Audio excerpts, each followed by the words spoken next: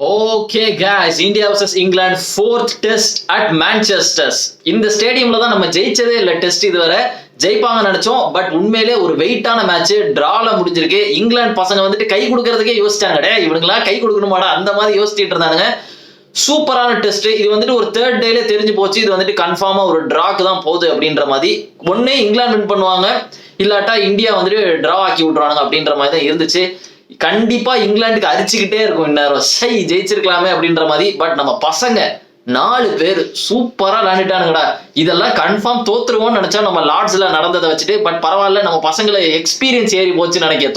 தோத்து பழகிட்டானுங்க போல. என்னமோ வாஷிங்டன் சுந்தரோட ஃபர்ஸ்ட் செஞ்சுரி பார்க்கறதுக்கே சூப்பரா இருந்துச்சு. வாஷிங்டன் சுந்தர், ஜடேஜா செஞ்சுரி, கில் இன்னைக்கு ஆடினா பாத்தீங்களா, இதுதான் ஆட்டம். இதை தான் வந்துட்டு நம்ம மிஸ் ஆச்சு அப்படின்னு அந்த லார்ட்ஸ்ல நின்று இருந்தனா நம்ம வந்து வின் பண்ணியிருக்கலாம். பட் இன்னைக்கு என்னன்னா, கேஎல் ராகுல் சூப்பரான பேட்டிங், ஒரு 90 செஞ்சுரி மிஸ். மற்றபடி எல்லாருமே சூப்பரா பண்ணானுங்க. அவனுங்க சைடும் சரி, இங்கிலாந்து பொழந்து எடுத்துட்டானுங்கப்பா. சொல்ல போனா பேட்டிங்ல கிராலே அடிச்சிட்டான், ஒரு வழியா ஜாக் கிராலே அடிச்சிட்டான், அதனால வந்துட்டு டிராவ் ஆயிட்டு. மற்றபடி பென் ஸ்டோக்ஸ் செஞ்சுரி 141. ரொம்ப நாளா பென் ஸ்டோக்ஸ் பேட்ல இருந்து இந்த செஞ்சுரி பார்த்தே ரொம்ப நாள் ஆயிட்டு. பட் பென் ஸ்டோக்ஸ் பேய் ஃபார்ம்ல இருக்கான். மேன் ஆஃப் த மேட்ச் அவன் தான் வாங்கினான். 5 விக்கெட் ஹாலும் கூட. அவனுக்கு இன்ஜுரி இருக்கு, அவனுக்கு செம இன்ஜுரி இருக்கு அவன் பாடியில, நல்லா தெரியுது. இருந்தாலும் செஞ்சுரி. ஜோ ரூட் வந்துட்டு 150 அடிச்சிட்டான். சச்சின் ரெக்கார்டை நோக்கி போயிட்டே இருக்காங்க, ரெக்கார்டை உடச்சிக்கிட்டே இருக்கான் ஜோ ரூட் வந்துட்டு. அது மட்டும் இல்ல, நிறைய மேட்டர் நடந்திருக்குது. வெஸ்ட் இண்டீஸ் வந்துட்டு கிரிக்கெட்ல இருந்து மொத்தமா ரிட்டையர் ஆயிட்டு, மொத்தமா எல்லாரும் சேர்ந்து பார்டர் பரோட்டா கடையில போய் பரோட்டா போடலாம், அங்க அடிக்கிறதுக்கு ஆள் இல்ல, பரோட்டா சாஃப்டா போடணும் அப்படின்னா அதுக்கு அடிக்கிறதுக்கு வெஸ்ட் இண்டீஸ் மாதிரி ஒரு கட்டை தேவை அப்படின்றதுக்கு ஆள் தேடிட்டு இருக்கானுங்க. ஸோ மொத்தமா எல்லாரும் போய் அங்க போய் உட்காந்துட்டு ஜம்முன்னு இருக்கும். எனக்கு தெரிஞ்சு அது எப்படிடா ஒரு டீமு எல்லா மேட்சும் தோக்க முடியும்? எல்லா மேட்சும் தோத்துறானுங்க கைஸ். நான் பாக்குற மேட்ச் ஃபேன் கோட்ல ஹைலைட்ஸ் போடுவானுங்க கரெக்டா. நான் பாக்குற எல்லா மேட்சும் தோத்துறானுங்க. டெஸ்ட் மேட்ச்ல என்னன்னா பவுலிங் ஃபயரா இருக்கு, பேட்டிங் பி மாதிரி இருக்கு. T20ல பேட்டிங் ஃபயரா இருக்கு, பவுலிங் பி மாதிரி இருக்கு, ஃபீல்டிங் மண்ணு மாதிரி இருக்கு. பேசாம டேரன் சாமியை கான்ட்ராக்டரா போட்டுங்க பார்டர் பரோட்டா கடையில. அந்த மாதிரி நிலைமைக்கு தான் வரப்போகுது வெஸ்ட் இண்டீஸ். என்ன பண்ணாலும் தோத்துறானுங்க. அன்னைக்கு போன அந்த டெஸ்ட் ரிவ்யூ போடும் போது இந்தியா லார்ட்ஸ்ல தோக்கும் போது தான் சொல்லிட்டு இருந்தேன் வெஸ்ட் இண்டீஸ் என்ன பண்ண போறாங்கன்னு. பார்த்தா 27க்கு ஆல் அவுட், 27 ரன்னு. இதெல்லாம் டிஸ்கிரேஸ் பவுலர்ஸ்க்கு வந்துட்டு. இதெல்லாம் வந்துட்டு ஒரு டிஸ்கிரேஸ் மாதிரி, டிஸ்ரெஸ்பெக்ட் பண்ற மாதிரி. அவ்வளவு கஷ்டப்பட்டு பவுலிங் போடுறானுங்க, இவனுங்க சப்பையப்ப ஆல் அவுட் ஆயிட்டு வரானுங்க. இதெல்லாம் வந்துட்டு ரொம்ப பேடானது. அது மட்டும் இல்ல, தலைவன் ஏபி டிவிலியர்ஸ் வந்து கலக்குன்னு கலக்கிட்டு இருக்கான். 2 செஞ்சுரி, ஒரு 60. ஃபர்ஸ்ட் மேட்ச்ல அந்த பவுல் அவுட் நடந்துச்சுன்னு நினைக்கிறேன். ஆமா, ஃபர்ஸ்ட் மேட்ச்ல வெஸ்ட் இண்டீஸோட நினைக்கிறேன் 3 ரன்னோ என்னமோ தான் அடிச்சு அவுட் ஆனா. உடனே வந்துட்டானுங்க டோனி ஃபேன்ஸ் கொட்டையை தூக்கிட்டு எல்லாரும் வந்துட்டு ஏபி டிவிலியர்ஸ் பார்த்தல ஒண்ணுமே அடிக்கல, எங்கால தோனி எப்படி டெஸ்ட் மேட்ச் விளையாண்டாரு தெரியுமா அந்த ஐபிஎல் சீசன்லாம், தூக்கிட்டு வந்துட்டானுங்க. 2 செஞ்சுரி அடிச்சா ஆளே காணும். எல்லாரும் அப்படியே சைலண்ட் ஆயிட்டான், வாயே திறக்கல. ஐயோ டோனியை பத்தி பேசுறாதப்பா அப்படின்ற மாதிரி இருக்கானுங்க. பட் பரவாயில்ல, 2 பேரும் நல்லா தான் விளையாடுறாங்க. பட் ஏபி டிவிலியர்ஸ் வெயிட் காமிச்சிட்டான்பா. எனக்கு தெரிஞ்சு ஏபி டிவிலியர்ஸ் இப்ப கூட கிரிக்கெட் விளையாடலாம் எனக்கு தெரிஞ்சு. பட் இருந்தாலும் அவங்க வயசான பசங்களோட தான் விளையாடுறானுங்க. நம்ம இந்தியா வந்து மண்ணு மாதிரி தான் விளையாண்டுட்டு இருக்கானுங்க, எல்லாம் தோத்துக்கிட்டே இருக்கானுங்க. நிறைய மேட்டர் வந்துருச்சு. ஏசியா கப் வந்துட்டு டேட் கொடுத்துட்டாங்க, செப்டம்பர் 9.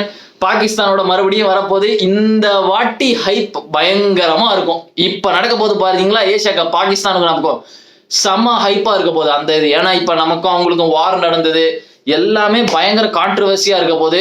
ஆனா என்ன, ரொம்ப டேஸ் தள்ளி வருது. ஆகஸ்ட்ல இந்த டெஸ்ட் மேட்ச் முடிஞ்சதுக்கு அப்புறம் ஏசியா கப் வர்ற மாதிரி இருக்குது. நடுவில் இந்த பங்களாதேஷ் சீரீஸ் வந்துச்சு, சரி அதுலயாவது விராட் கோலி ரோஹித் சர்மா பார்க்கலாம், அந்த 3 T20 3 ODI பார்க்கலாம்னு பார்த்தோன்னா அதை கேன்சல் பண்ணிட்டானுங்க.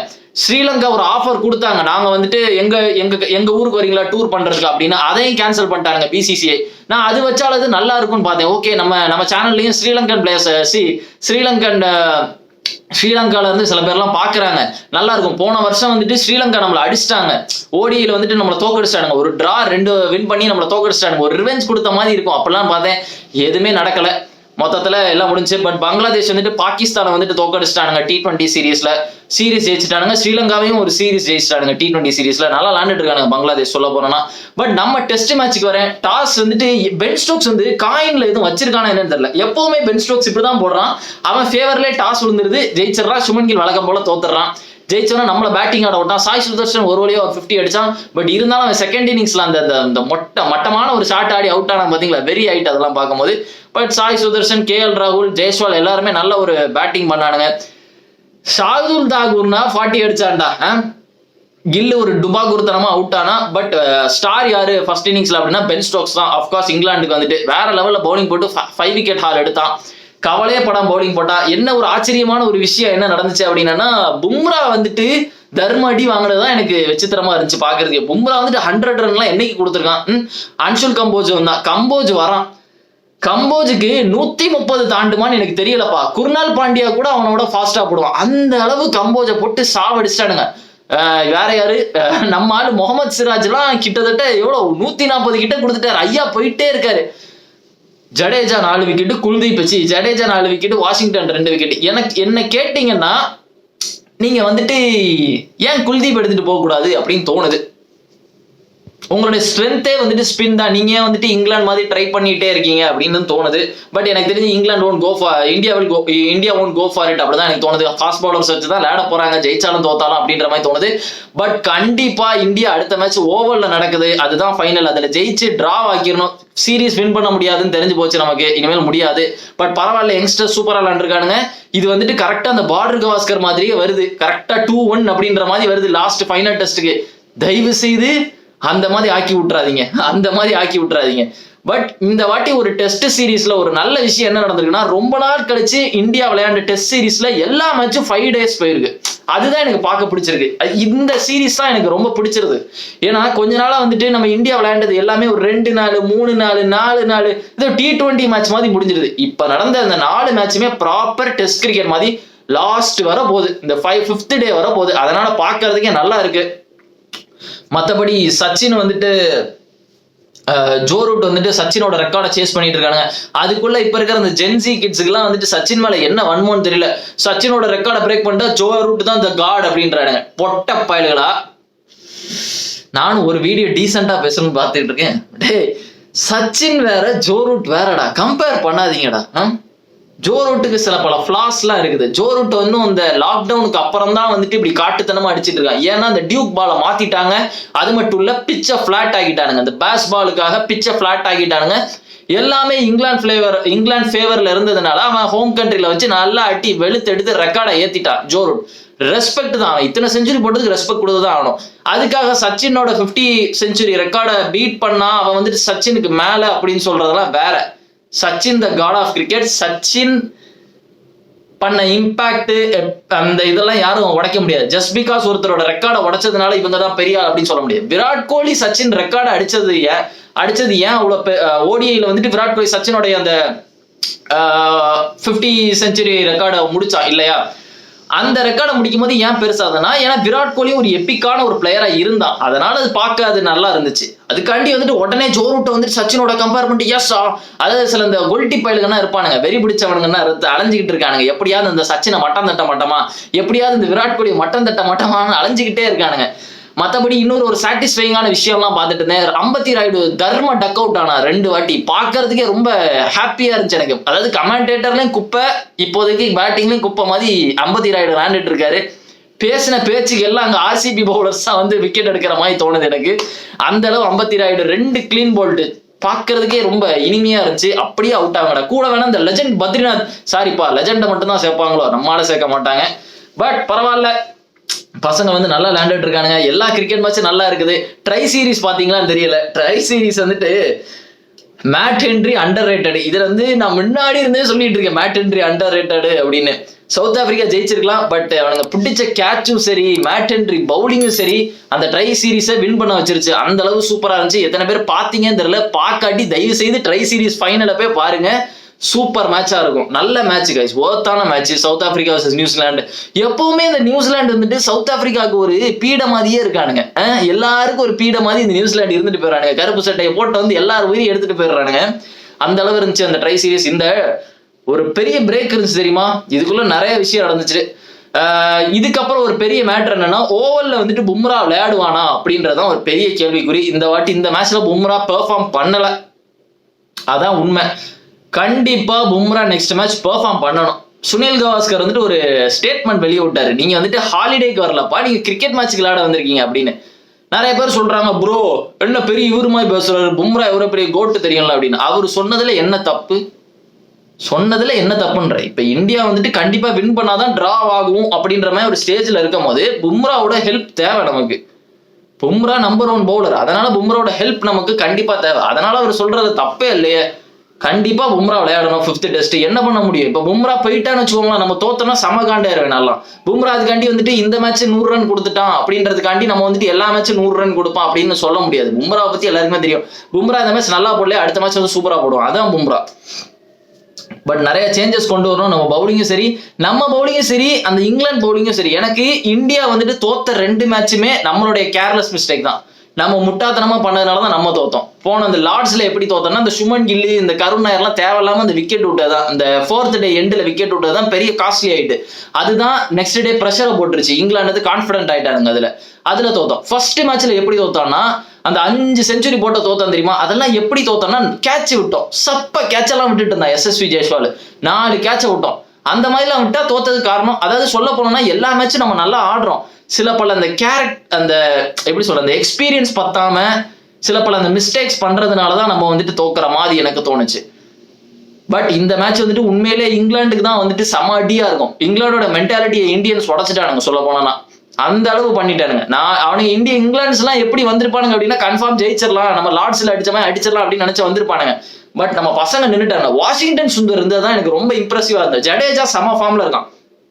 ஜடேஜா அப்படி ஆடுவான்னு எல்லாருக்குமே தெரியும். ஜடேஜா வந்துட்டு டிஃபென்ஸ் ஆட ஆரம்பிச்சா என்னால கிரிக்கெட்டே பார்க்க முடியாது. நான் ஏற்கனவே சொல்லியிருக்கேன், டிஃபென்ஸ் ஜடேஜா எப்போ ஆட ஆரம்பிக்கிறானோ அப்ப கிரிக்கெட் பாக்குறதுக்கே கொஞ்சம் கஷ்டமா இருக்கும். டெஸ்ட் கிரிக்கெட் பாக்குறதுக்கு அந்த அளவு இருக்கும். ஏன்னா அந்த அளவு ஜடேஜா டொக்கு வைப்பான், அதான் உண்மை.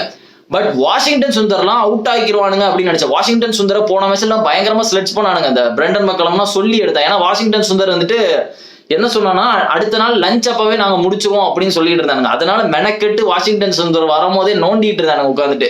பட் இந்த மேட்ச்க்கு அதுக்கெல்லாம் சேர்த்து வச்சு செஞ்சுரி கரெக்டா 80s வரானுங்க. பென் ஸ்டோக்ஸ் வந்து இல்ல நாங்க முடிச்சுக்கிறோம் அப்படின்றான். அது எப்படி 2 பேரும் 80 வருவானுங்களா, இவன் முடிச்சுக்கணும் அப்படின்றான். அதெல்லாம் கிடையாது, நாங்க செஞ்சுரி போட்டு தான் போவோம் அப்படின்னு. கரெக்டா செஞ்சுரி போட்டு டீசெண்டா முடிச்சுட்டு ஒரு 2 பேருக்கு ஒரு சாட்டிஸ்ஃபைங்கான எண்டிங்கை வந்து கொடுத்துட்டோம் காய்ஸ். ஒரு நல்ல ஒரு டே. சுமன் கில் இன்னைக்கு விளையாண்டது ரொம்ப இம்ப்ரெசிவா இருந்துச்சு. உண்மையிலே இன்னைக்குதான் வந்துட்டு கேப்டன் மாதிரி விளையாண்டா. இந்த எட்ஜ் பேட்ஸ்மேன் அடிச்சிட்டு இருந்தா தெரியுமா, உட்காந்து இந்த T20 மேட்ச் மாதிரி, அதெல்லாம் கணக்கு எடுக்காதீங்க. இன்னைக்கு லேண்டா பாத்தீங்களா கேப்டன் மைண்ட்னு. இதுதான் வந்துட்டு செம இம்பாக்ட்ஃபுல்லா இருந்துச்சு டீமுக்கு. இன்னைக்கு சுமன் கில் பட்டுன்னு அவுட் ஆயிருந்தா டென்ஷன் ஆயிருப்பேன் நான்லாம். ஏன்னா மற்றபடி சாய் சுதர்சன் வந்துட்டு ரொம்ப பேடா அவுட் ஆனா சொல்ல போனா அந்த பாலுக்கு.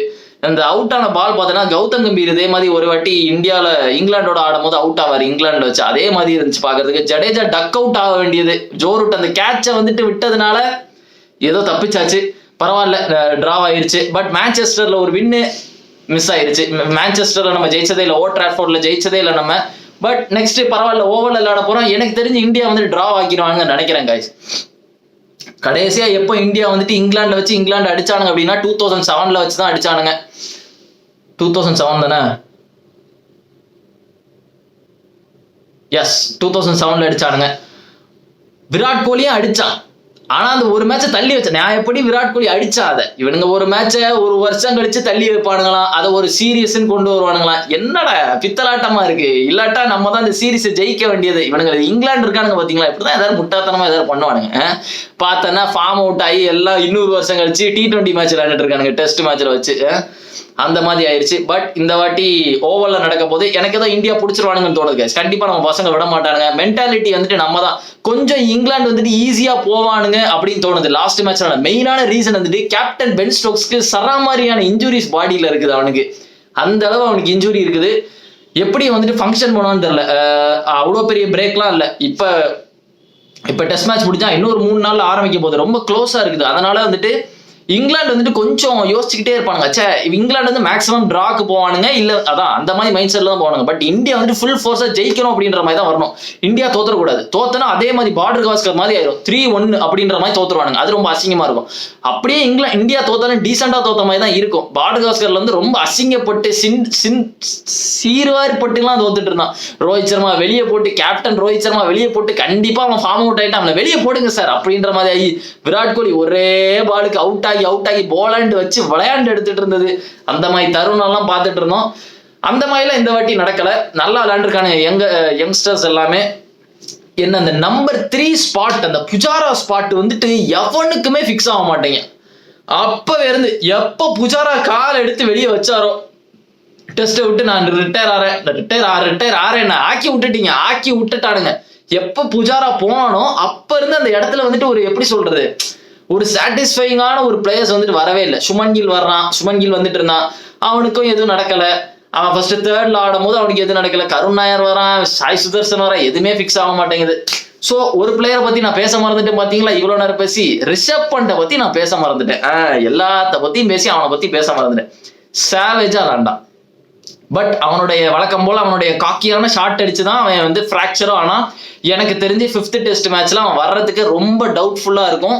எனக்கு தெரிஞ்சு அவன் வரக்கூடாது. ரொம்ப சீரியஸா இருந்தானா வர வேண்டாம், தேவையில்லாத பிரச்சனை தான். அவன் வந்து இப்போ மொத்தமா எதுவும் கால் எதுவும் போயிட்டானா அப்புறம் பெரிய பிரச்சனையா இருக்கும். பட் இருந்தாலும் வர்றது ஒரு நல்ல இதான், கொஞ்சம் ப்ரெஷர் போட்டு இல்லை பேட்டிங்க்கு கொஞ்சம் ஃபேவரா இருக்கும். கீப்பிங் கூட த்ருவ் ஜுரேல் பார்த்துக்கிட்டோம். பேட்டிங்ல வந்து ரிஷப் பண்ட் பிடிச்சிட்டான்னு வச்சுக்கோங்களேன், ஈஸியா இருக்கும். ஏன்னா அதுக்கப்புறம் அவங்களுக்கு மேட்சே கிடையாது, ஒரு மாசம் கழிச்சு தான் இருக்குது. அதுவும் T20 மேட்ச் தான் இருக்குது, பிரச்சனையே இல்லை ரிஷப் பண்ட்டுக்கு. ஸோ அதனால ரிஷப் பண்ட் இருந்தானா நல்லா இருக்கும். I think they will go with Dhruv Jurel நினைக்கிறேன். இல்ல அபிமன்யு ஈஸ்வரை போடுவானுங்களா என்னன்னு தெரியல. இவனுங்க கதை இந்தியன் கதை, அந்த ஜிஜி கதைலாம் எனக்கு புரியல. எனக்கு தெரிஞ்சு இந்தியா நல்லா விளையாடுற மாதிரி இருக்கு. ரிஷப் பண்ட் வேற லெவல்ல விளையாண்டா. இன்ஜுரி இருந்தாலும் வந்து விளையாண்டா பாத்தீங்களா, அது வெயிட் ஆனது. அதுக்கு வந்துட்டு உண்மையிலே பாராட்டி ஆகணும். தெரிஞ்சு கால்குள்ளே போட்டானுங்க. ஆனா அந்த ஜோஃப்ரா ஆர்ச்சர் இருக்கான் பாருங்களேன், அதாவது இந்த கிரிக்கெட்ல ரொம்ப நாள் ஆயிட்டு இந்த ஸ்டெம்ப் வந்துட்டு இப்படி சுத்தி விழுறது இதெல்லாம் பார்த்து ரொம்ப நாள் ஆயிட்டு. ரிஷப் பண்ட் எடுத்து அந்த 2 விக்கெட்டுமே ஜோஃப்ரா ஆர்ச்சர் போட்டது சுத்தி தான் போய் விழுந்துச்சு. இந்த உட்டன் ஸ்டெம்போடைய மகிமையே தான். இப்ப இருக்கிற அந்த லைட் ஸ்டெம்ப்ல அந்த கருமம் கிடையவே கிடையாதுடா. போட்டு அந்த லைட் ஸ்டெம்ப்ல அடிச்சோன்னா பிளாட்டா விழுந்துரும். இந்த செத்த பொணம் விழுந்து தெரியுமா, அப்படியே இப்படின்ற மாதிரி தான் அந்த லைட் ஸ்டெம்ப் விழுது. பட் ஆனால் அந்த உட்டன் ஸ்டிக் இருக்கு பாத்தீங்களா, அப்படியே சும்மா டப்புன்னு அப்படியே சுத்தம், அப்படியே பறக்கும், அப்படியே தெரிக்கும். இந்த மலிங்க எல்லாம் முன்னாடி யாக்கர் போட்டு அவுட் ஆகும் போது ஒரு மாதிரி பார்க்கறதுக்கே சூப்பரா இருக்கும். அதெல்லாம் அப்படியே செதறி போகும் ஸ்டெம்ப், அதெல்லாம் நல்லா இருக்கும். ரொம்ப நாள் கழிச்சு பண்ட் அவுட் ஆகுறத பார்க்கும்போது எனக்கு அந்த ஞாபகம் தான் இருந்துச்சு. இந்த ஆர்ச்சர் போட்டு அப்படியே பறக்கிறதெல்லாம் பார்க்கும்போது சூப்பரா இருந்துச்சு. பட் நல்லா விளையாண்டானுங்க பசங்க. வாஷிங்டன் சுந்தர்லாம் வெயிட் காமிச்சிட்டான்பா, எப்படியே நின்றுட்டான், மாஸ் காமிச்சிட்டான், அவுட் ஆக முடியாது அப்படின்ற மாதிரி. உண்மையிலே இங்கிலாந்தோடைய மைண்ட் செட்டை உடச்சிட்டானுங்க. என்னது டிக்ளர், என்னது மேட்சை முடிக்கிறீங்க, இருங்க இன்னும் ஒரு 10 ஓவர் போட்டு போங்க அப்படின்ற மாதிரி ஆக்கி விட்டு போயிட்டானுங்க. வாஷிங்டன் சுந்தர் 4 4 அடிச்சான், திடீர்னு சர்ன்னு அடிச்சான். பாக்குறதுக்கே நல்லா இருந்துச்சு. பாப்போம் ஓவர்ல வச்சு எப்படி விளையாடுவானுங்க அப்படின்னு. எப்படியாவது டீசெண்டா விளையாண்டு முடிச்சிருங்க. இந்த கேர்லெஸ்ஸான மிஸ்டேக் விட்டு வெறி ஏத்திட்டு போகாதீங்க. எப்ப இந்த ஈஸியா ஜெயிக்க வேண்டிய மேட்சை தோத்துட்டு கையில வந்து விட்டுட்டு போயிருவானுங்க அவனுங்க பாட்டுக்கு. அப்புறம் 3-1 தோத்து அசிங்கப்பட்டு போயிட்டு இருப்போம். அந்த மாதிரிலாம் இருக்கக்கூடாது. 2-2 நம்ம டிரா பண்ணிட்டு வெயிட்டா முடிச்சுட்டு போறோம் சீரீஸை. அது வந்து மரியாதையாவது இருக்கும் நமக்கு. ஓகே இங்கிலாண்டை வந்து அடிச்சிருக்கோம் அப்படின்ற மாதிரி ஒரு காட்டிட்டு போயிடலாம் நம்ம. ஸோ பார்ப்போம் என்ன நடக்குது அப்படின்னு. நீங்களும் உங்களுடைய தாட்ஸை வந்துட்டு கமெண்ட் செக்ஷன்ல போடுங்க. என்ன நினைக்கிறீங்க இந்த டெஸ்ட் மேட்ச் பத்தி? எனக்கு ஆக்சுவலா இந்த டெஸ்ட் மேட்ச் ரொம்ப பிடிச்சிருக்கு. ஏன்னா 5 நாள் போனாலே எனக்கு இந்த டெஸ்ட் மேட்ச் ரொம்ப பிடிக்கும். அந்த மாதிரி தான் இருக்குது. நீங்க கமெண்ட் செக்ஷன்ல போடுங்க guys, என்ன நடக்குது அப்படின்னு. வீடியோல சூப்பரா விளையாடுறா, பங்களாதேஷ் ஒரு பக்கம் கலக்கிட்டு இருக்காங்க, வெஸ்ட் இண்டீஸ் கக்கூஸ் போயிட்டு இருக்கானுங்க. பாப்போம் என்ன நடக்குது அப்படின்னு. ஓகே ஸோ நீங்க மறக்காம சேனலுக்கு லைக் போடுங்க, வீடியோக்கு சப்ஸ்கிரைப் பண்ணுங்க. சேனலுக்கு லைக் போடுங்களா, சேனலுக்கு சப்ஸ்கிரைப் பண்ணுங்க, வீடியோக்கு லைக் பண்ணுங்க, உங்க ஃப்ரெண்ட்ஸ் எல்லாருக்கும் ஷேர் பண்ணுங்க. Okay guys, see you in the video and remember it, always be on top. Cheers.